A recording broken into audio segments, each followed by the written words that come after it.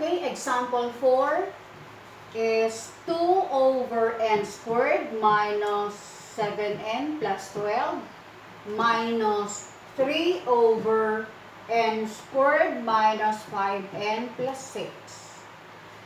So, both denominators are trinomial. But, they are not perfect squares, they are general trinomials. So what are we going to do now?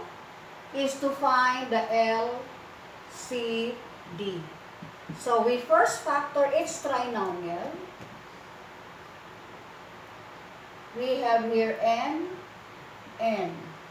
What do you think are the factors of 12? So that if you will add them algebraically, you have to have negative 7. And if you will multiply them, you will get positive 12. What do you think? It's minus 3 and minus 4. Negative 3 times negative 4 is positive 12. Adding them algebraically, negative 3 plus negative 4 is negative 7. So these are the correct factors.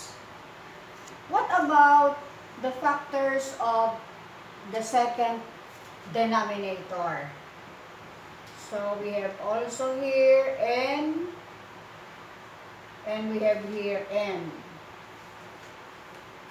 What do you think are the factors of 6? So that when multiplied will give you positive 6. Adding the factors algebraically will get minus 5. What do you think? It is, they are what? They are negative 3 and negative 2. Let us see. Negative 3 times negative 2 will give you positive 6. Add algebraically, negative 3 plus negative 2 is negative 5. Correct. But, I have to write this factor not here. It should be outside. Okay, here. Because they are not the same, so they should not be aligned. So we have here n minus 2. So our LCD now is n minus 3, n minus 4, and minus 2. So we have 3 factors for our LCD. So instead of copying the trinomial, given trinomial, we will now use the LCD as the new denominator. So we have here n minus 3, n minus 4, n minus 2. Okay, the other side. N minus 3, n minus 4, n minus 2.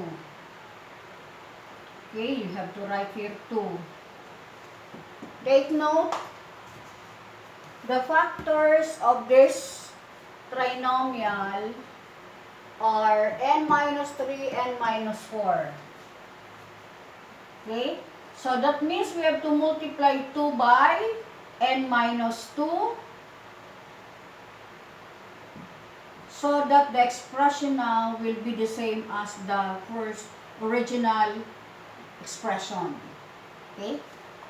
Then here, for the subtrahend, n squared minus 5n plus 6, the factored form is n minus 3 and n minus 2.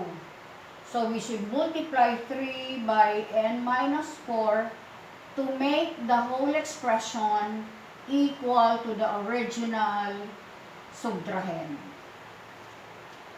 So it won't, the n minus 4 here won't make the whole expression different from the first one, the given subtrahend.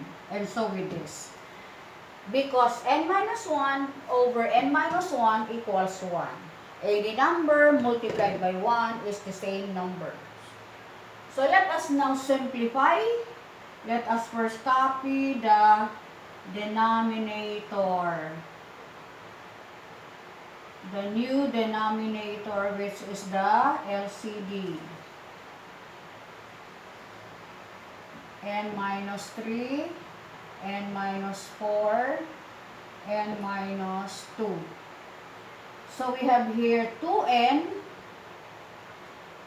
minus 4 minus, we have 3N, 3 times N is 3N, 3 minus 4 is 12. That should be enclosed because that would be this is the minuend and this is the subtrahend.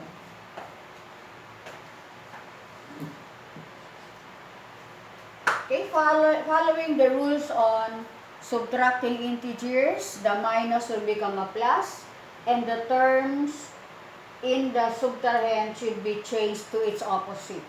But before that, let us first copy. So we have now 2N minus 4 and we can now write the denominator as 1, N minus 3, N minus 4, N minus 2. Then we will now change minus to plus. This one is positive, that will become negative 3N. This is negative, that will become positive 12. Then combine similar terms now, if there are. Let us first copy the denominator, N minus 3, N minus 4, N minus 2. So what are we going to combine? 2N and negative 3N, that is negative N. Negative 4 plus 12 is plus 8. We can make that, multiply it by negative 1 to make the first term positive. So that would be 8. So, and then we can, there is no common factor between the numerator and the denominator. So we can now simplify at least 2. So this one is the same as the first trinomial, n squared minus 7n plus 12 multiplied by n minus 2. You can end up here. Or if you want, you can still multiply the binomial times the trinomial. But this can be accepted. This is now the difference of the rational unlike algebraic expressions in example number 4. This will serve as examples 1, 2, 3, 4, and I hope that you understood our lesson on subtracting unlike rational algebraic expressions. I'll give you time again to copy. Copy carefully and completely.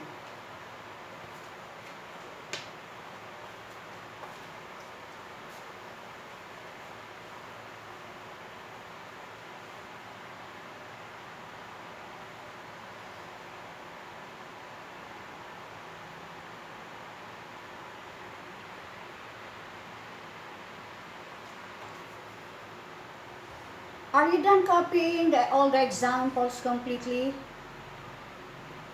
Okay, I want you to copy also these 4 items for you to try to check if you really understood the examples I presented a while ago. Subtract its term, its item, encircle your final answer to show that that would be your final answer for its subtraction item on subtracting unlike rational algebraic expression. Okay? Good luck.